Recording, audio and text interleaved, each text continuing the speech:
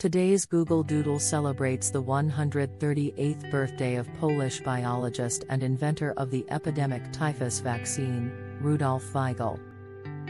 Life of Rudolf Weigl. Rudolf Weigl was born in Austria-Hungary on September 2, 1883, making today his 138th birthday. Early on in life, Weigl lost his father to a bicycle accident, while his mother remarried and the family moved to Lviv, a city which at the time was part of Poland. In 1907, he graduated from the Lviv University with a degree in biology, and Weigl also later achieved doctorates in comparative anatomy, histology, and zoology. In 1914, shortly after the onset of World War I, Rudolf Weigl was drafted into the Austro-Hungarian army, where he performed medical research as a parasitologist.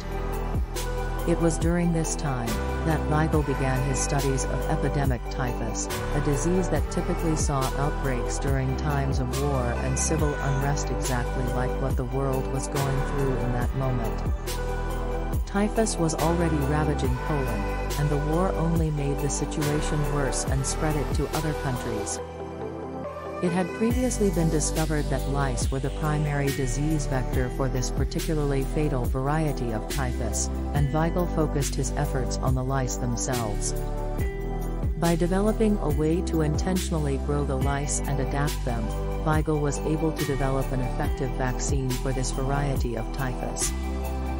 The first dose of the epidemic typhus vaccine was given to a patient in 1936. While the vaccine did not prevent recipients from being infected, it made the disease's symptoms far more mild and therefore less deadly. During Germany's occupation of Poland in World War II, the Nazi regime coerced Rudolf Weigl to massively increase his vaccine production at the newly founded Institute for Typhus and Virus Research. To do this, Weigl needed to hire around 1,000 people, and in an effort to combat the Nazis in his own way, he hired people he knew to be at risk of persecution. Beyond that, the Institute's vaccines were also smuggled into at-risk locations like concentration camps. Weigl ultimately retired in 1951, after a long and storied career in the medical field. He died 6 years later, on August 11, 1957.